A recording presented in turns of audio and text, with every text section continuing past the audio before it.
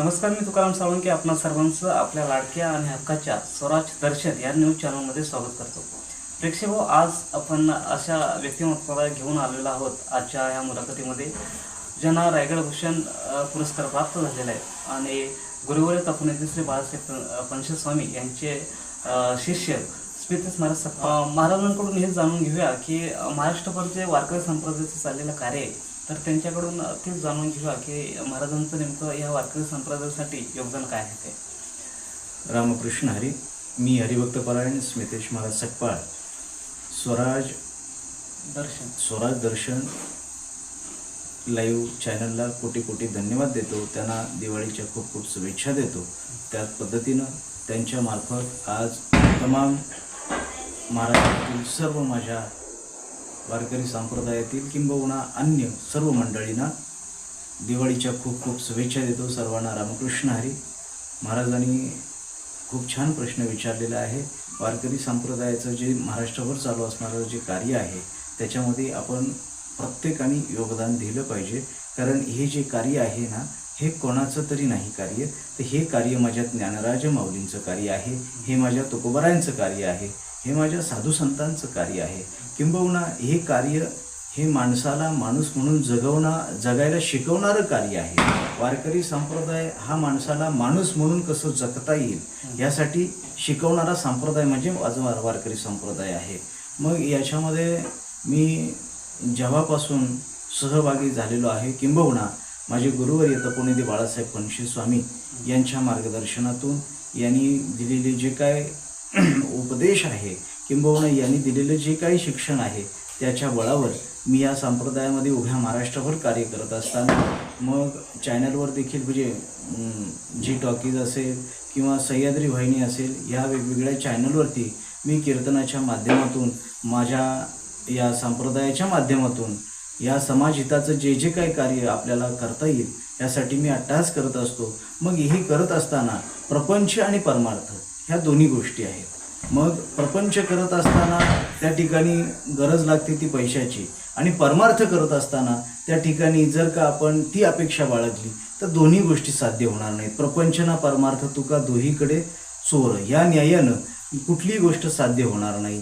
मग कशा पद्धतीनं करावा हा यक्ष प्रश्न ज्यावेळेस सुरुवातीला मी ह्या परमार्थात आलो, या वाटेला आलो, त्यावेळेस मला पडला होता. पण खऱ्या अर्थाने बाबांच्या कृपेने, साधू संतांच्या आशीर्वादाने, आईवडिलांच्या कृपेने मी त्या दिव्यातून पार पडलो. आणि हा जो काय पडलेला प्रश्न होता ना, तो देखील माझा परमेश्वराने, अगदी म्हणतो ना आपण, मागे पुढे उभा राहे सांभाळीत, आली या आघात निवारा, या न्यायानं परमेश्वर दूर करत असतो. परंतु मला इतकंच सांगायचं आहे की परमार्थात येत असताना अर्थार्जन म्हणजे पैसे कमवण्याचं साधन म्हणून कुणी याकडे पाहू नये आणि याच्यामध्ये येऊ नये. आणि या संप्रदायामध्ये सहभागी होत असताना आपण केवळ आणि केवळ समाजहिताचं कार्य करण्यासाठी, देवाचं कार्य करण्यासाठी आपण देवाची लेकरं आहोत. अमृतस्य पुत्र हा या न्यायानं आपण देवाची लेकरं आहोत आणि आपल्याला देवाचं कार्य करायचं आहे. आपल्याला स्वतः माणूस म्हणून जगायचं आहे आणि आपल्याकडं जी काही ताकद दिलेली आहे, आपल्याकडे जी काही संधी आपल्याकडे प्राप्त आहे त्याच्या बळावर आपल्याला इतरांना मार्गदर्शन करायचं. याच्यासाठी आपण स्वतःला वाहून घेणं गरजेचं आहे. आणि जोपर्यंत कुठल्याही क्षेत्र असेल, परमार्थ असेल, व्यापार असेल, संसार असेल, प्रत्येक क्षेत्रामध्ये तुम्ही वाहून घेतल्याशिवाय कुठलंही कार्य यशस्वी होत नाही.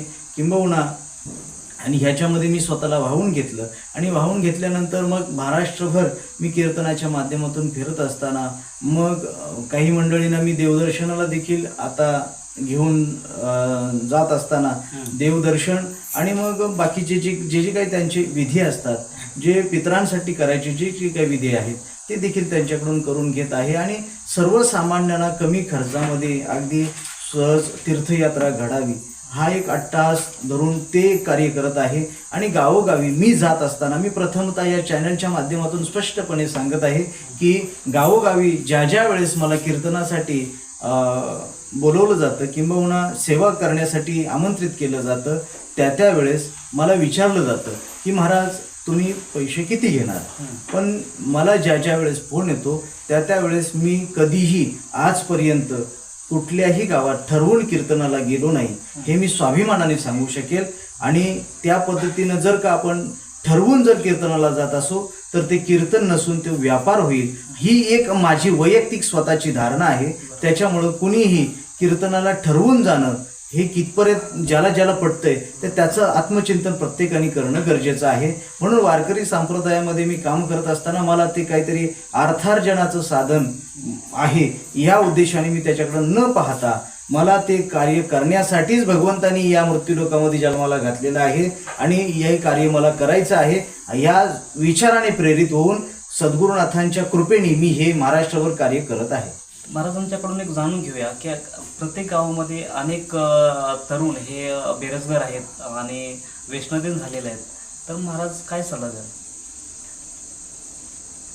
खरी गंमत अशी आहे की तरुण जो वाममार्गाला चाललेला आहे त्याला जबाबदार त्याच्यावरती असणारे संस्कार, त्याची असणारी जी काही संगत आहे त्याच्यामुळं तो तरुण भरकटल्या जातोय.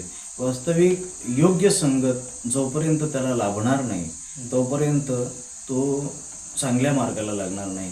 म्हणजे संगत महत्त्वाची आहे. जीवन जगत असताना संगतीला अनन्यसाधारण साधू संतांनी देखील महत्त्व दिलेलं आहे. कारण संगत जर चांगल्याची केली तर चांगलं घडतं, हे त्रिकालवादी सत्य आहे. अमोलिक असणारा हिरा हा देखील ढेकणाच्या संगतीनं खराब झाला किंबहुना त्याचं पाणी व्हावं इतकी ताकद दुर्जनामध्ये असते. म्हणून संगत सज्जनाची असावी. पण गंमत अशी आहे, आजच्या पिढीला सज्जन कोणाला म्हणावं आणि दुर्जन कोणाला म्हणावं हा भेद ओळखताच येत नाही आणि त्याच्यामुळं दुर्जनाची संगत घडते आणि मग तरुण पिढी वाम मार्गाला जाते, व्यसनाधीनतेकडे वळते आणि व्यसन करत असताना स्वतःचं जीवन बर्बाद करून घेते. मग याला कारण त्याच्यावर असणारे जे काही संस्कार आहेत, त्याच्यावर असणारी जी काही त्याची जी असणारी संगत आहे ही त्याला कारणीभूत आहे. पण हे व्यसन जर थांबलं असं जर वाटत असेल तर खऱ्या अर्थाने दारू विकणाऱ्यांनी बंगले बांधले, दारू पिणाऱ्यांनी बंगले विकले हे वास्तव आहे.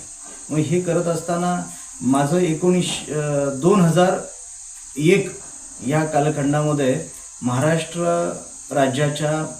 महाराष्ट्र सरकारच्या वतीने व्यसनमुक्ती कार्यक्रमाअंतर्गत सह्याद्री वाहिनीवरती एक 7 दिवसाची कीर्तन मालिका माझी स्वतःची झालेली आहे व्यसनमुक्तीवरती. त्या ठिकाणी देखील मी हा प्रश्न विचारला होता की व्यसनमुक्त व्हावं, व्यसनमुक्त महाराष्ट्र घडावा, व्यसनमुक्त मानव व्हावा यासाठी वारकरी संप्रदाय रात्रंदिवस अट्टहास करत आहे. वास्तविकता वारकरी संप्रदाय इतकं मोठं योगदान व्यसन मुक्तीसाठी दुसरं कोणाचंच नाही. अन्य कुणीही बोलू नये, अन्य लोकांनी फक्त जाहिराती कराव्या, तरुणांनी व्यसनमुक्त व्हावं असं अन्य इतरांनी फक्त जाहिराती कराव्या, त्याच्यावरती करोडो रुपये खर्च करावे, परंतु परमिशन मात्र त्यांनीच द्यावी. व्यसनाचे अड्डे, दारूचे अड्डे, दारूची दुकानं, दारूच्या फॅक्टऱ्या ह्या सर्वसामान्याच्या नाहीत हो. नाही, बरोबर.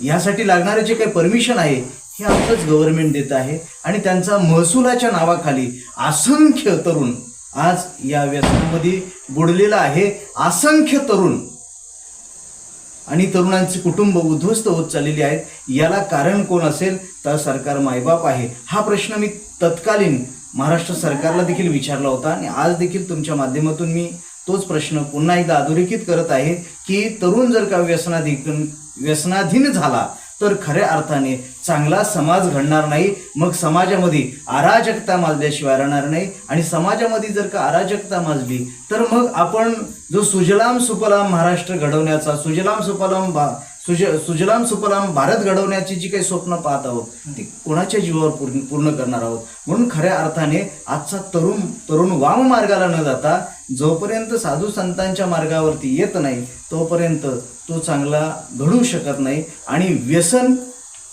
मुक्त महाराष्ट्र जर करायचा असेल तर प्रथमतः दारूचे अड्डे, नशेली पदार्थ ज्या ज्या ठिकाणी विकले जातात त्याचे अड्डे हे कोणाला ठाऊक नाहीत, सर्वांना ठाऊक आहे, परंतु माजराच्या गळ्यात घंटा बांधायची कुणी या न्यायानं प्रत्येकाचं सुरू आहे. आणि हे जोपर्यंत थांबणार नाही तोपर्यंत तरुणांच्याकडून आपण व्यसनमुक्त व्हा अशा आशा आपण बाळगू शकत नाही.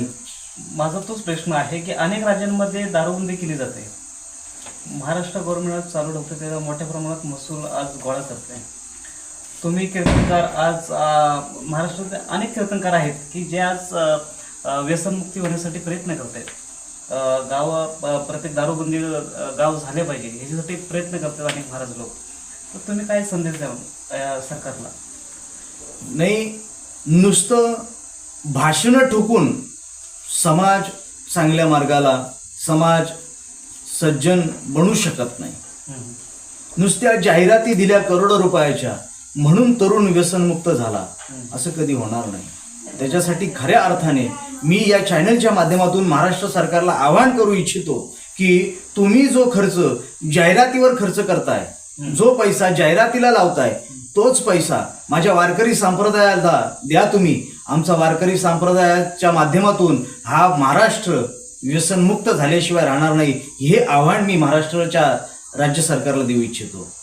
तुम्ही आपल्या माध्यमातून कसे सांगाल की कसा वेळात वेळ काढला पाहिजे आणि परमार्थाकडे का यावं, वारकरी संप्रदायामध्ये सामील का व्हावं, काय सांगा?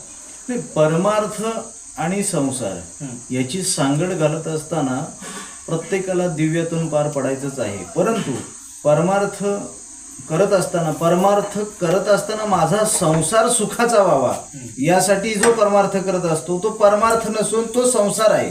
परंतु संसार करत असताना कामामध्ये काम, काही म्हणा राम राम, जाईल भवश्रम सुख होईल दुःखाचे, किंबहुना असाल ते करा जेथे तेथे, ठाईचं वैसोनी करा एक चित्तावडी आनंद आळवावा. या न्यायानं जो परमार्थ करतो तो खरा परमार्थ आहे. परंतु परमार्थ करत असताना मी परमार्थ करतोय परंतु त्याच्यातून मला कशाची तरी प्राप्ती व्हावी अशा पद्धतीने जी मंडळी वागत आहेत ती परमार्थ नसून तो संसार आहे, तो व्यापार आहे. परंतु जर का तरुणांनी या ठिकाणी यायचं आहे, तरुणांना जर का सहभागी व्हायचं आहे आणि झालंच पाहिजे, पण परमार्थ वेगळा आपल्याला संसार सोडून करायला सांगितला असं अजिबात नाही ना. माझे ज्ञानराज माऊली हरिपाठाच्या पहिल्याच अभंगामध्ये सांगून जातात, देवाचे द्वारी वाक्षणवरी तेने मुक्तिचारी साधी येल्या, आसोनी संसारी जीवे वेगू करी, वेदशास्त्र वारी भाया सदा. किंबहुना संसार करत असताना आपल्याला हा परमार्थ साधायचा आहे. मग तो साधत असताना आपल्याला कोणाच्या तरी मार्गदर्शनाची गरज आहे, आपल्याला कोणाच्या तरी संगतीची गरज आहे, तरच आपण या प्रवाहामध्ये समाविष्ट हो. मग या ठिकाणी कोणाला तरी आपण मनुष्य जन्माला आल्यानंतर कोणाची तरी शिष्यत्व, कोणाचं तरी दास्यत्व पत्करल्याशिवाय आपल्याला या मार्गाला येता येणार नाही. म्हणून माझं तरुणांना आव्हान आहे की साधू संतांनी घालून दिलेल्या या मार्गाचं, किंबहुना या संप्रदायाचं कार्य करणारी जे काही साधू संत मंडळी आजही आहेत त्यांचं आपण दास्यत्व पत्करावं, त्यांची आपण सेवा करावी आणि जेवढं जमेल तेवढं आपण या वारकरी संप्रदायाच्या कार्यामध्ये वाहून घ्यावं असं माझं सर्व तरुणांना आव्हान आहे. कारण वारकरी संप्रदाय हा जगातला एकमेव संप्रदाय असा आहे की माणूस म्हणून कसं जगलं जाईल याचं शिक्षण ह्या माझ्या संप्रदायामध्ये दिलं जातं. त्याच्यामुळं वारकरी संप्रदायाचं जे माझं काम आहे ते खरोखर आईच्या वृत्तीचं आहे. ते आई ज्या पद्धतीने लेकरावर प्रेम करते ना, त्याहीपेक्षा माझा संप्रदाय प्रत्येक जीवावर प्रेम करतो. म्हणून माझं तरुणांना आव्हान आहे, या ठिकाणी यावं, तरुणांनी समाविष्ट व्हावं असं माझं तुमच्या या चॅनलच्या माध्यमातून तरुणांना आव्हान राहील. मला अजून एक प्रश्न जो खटकतोय तो प्रश्न मला महाराजांना विचारायचा आहे. प्रश्न असा आहे की काही गावांमध्ये अनेक गुरुवारांच्या हस्ते सप्ताह केला जातो, परंतु दुसऱ्या गुरुवाराचा चला किंवा जो शिष्य असेल तो त्या गावात चालत नाही. ह्याबद्दल महाराजांचं मत जाणून घ्यायचं आहे. महाराज काय सांगा? खूप छान प्रश्न विचारला तुम्ही. गंमत अशी आहे, कारण जगाला ज्ञान सांगणारे आज जर त्यांच्यामध्ये जर अशा प्रकारचा जर भेदभाव केला जात असेल तर मग ह्यावरती तुमचं मत काय? मी संत वाङ्मयाने याचं उत्तर देईल. म्हणजे साधू संत सांगतात, या जगतामध्ये विष्णुमय जग वैष्णवांचा धर्म, भेदाभेद भ्रम अमंगळ या न्यायानं माणसाने जगलं पाहिजे. किंबहुना जोपर्यंत अशा पद्धतीनं आपण जगणार नाही तोपर्यंत कुठलाही मनुष्य सुखी होत नाही. मग अंतःकरणातला जोपर्यंत भेद निघून जाणार नाही तोपर्यंत तुम्हाला कुठल्याही विषयामध्ये आनंद प्राप्त होणार नाही. मग अंतःकरणातला भेद गेल्यानंतर काय होतं तर चित्त शुद्ध तरी शत्रू मित्र होती, व्याघ्रहीन खाती सर्पतया. हे आपण साधू संतांचं वाङ्मय सांगत असताना साधू संतांनी अट्टहासाने या भेदभावापासून तुम्हाला बाजूला करण्यासाठी अमंगळ म्हटलंय. विष्णुमय जग वैष्णवांचा धर्म, भेदा भेद भ्रम आमंगळ, आणि भ्रम म्हटलंय त्याला, की तुमच्या ठिकाणी भ्रम म्हणजे अज्ञान, ह्या अज्ञानामुळे भेद निर्माण होतो. मग खऱ्या अर्थाने ज्या ठिकाणी ज्ञान आहे त्या ठिकाणी भेद नाही, परंतु अज्ञानाच्या ठिकाणी मात्र हे अमंगळ असणारा जो भेद आहे, किंबहुना मितूपणा जो आहे तो आहे. परंतु हा भेद संपवला गेला पाहिजे. यासाठी साधू संतांनी आत्ताच नाही तर 700 वर्षापूर्वी, 750 वर्षापूर्वी क्रांती केलेली आहे. काय क्रांती केली तर वेगवेगळ्या जातीचे, वेगवेगळ्या वर्णाचे, वेगवेगळ्या यातीचे संत हे सगळे एकत्र आले. त्यांनी कधी भेद मानला नाही.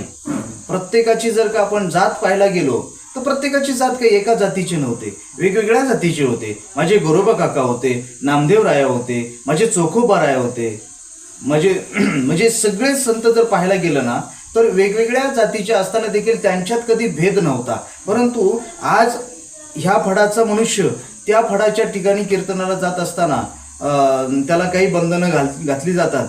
हे मला आता तुमच्याकडून ऐकायला मिळालं, ही नवीन माहिती आहे मला. परंतु हे जर असं होत असेल तर हे साफ चुकीचं आहे. वास्तविकता इथून तिथून साधू संतांनी प्रेरित केलेला, साधू संतांनी गठीत केलेला जो काही संप्रदाय आहे तो एकच आहे, त्याच्यामध्ये भेद नाही. हो, हा अमक्या गुरुचा, तो तमक्या गुरुचा, हा या कीर्तनाला, याला या गावात कीर्तन देऊ नका, त्याला त्या गावात कीर्तन देऊ नका, हे जे काही म्हणणं जे आहे ना, हा जो भेद आहे तो अज्ञानामुळे आहे. वास्तविकता असं जर का कोण करत असतील तर त्यांना परमार्थिक म्हणून घेता येणार नाही, किंबहुना त्यांनी स्वतःला परमार्थिक देखील म्हणून घेऊ नये.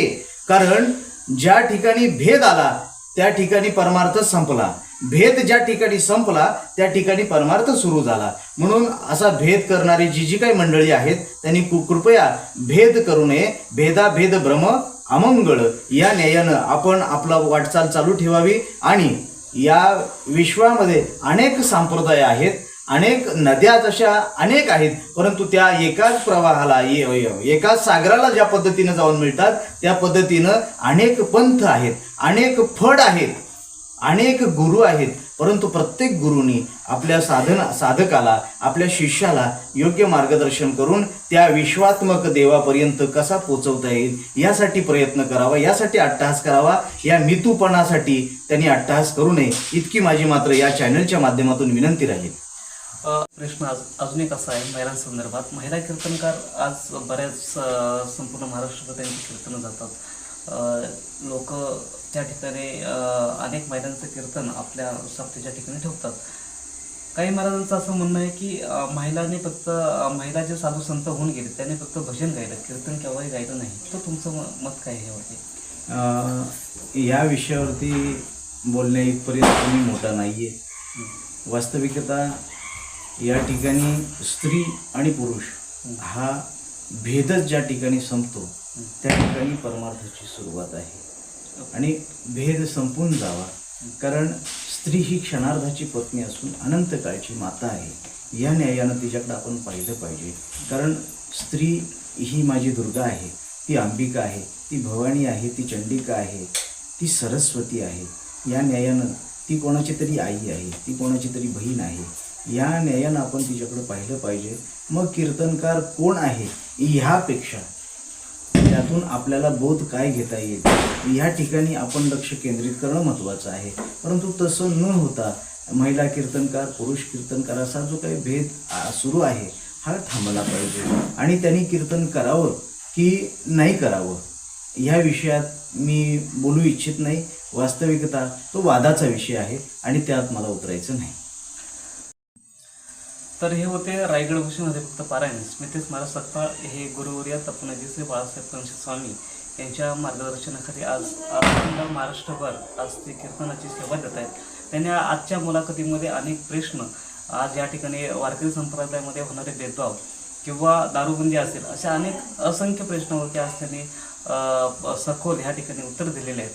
सर्वप्रथम महाराज तुमचे स्वराज दर्शन या न्यूज चॅनलकडून खूप खूप धन्यवाद. वेळात वेळ काढून आपण या ठिकाणी मुलाखत दिली त्याबद्दल महाराजांचे आभार. तर अशाच अनेक मुलाखती पाहण्यासाठी तुम्ही पाहत राहा स्वराज दर्शन न्यूज.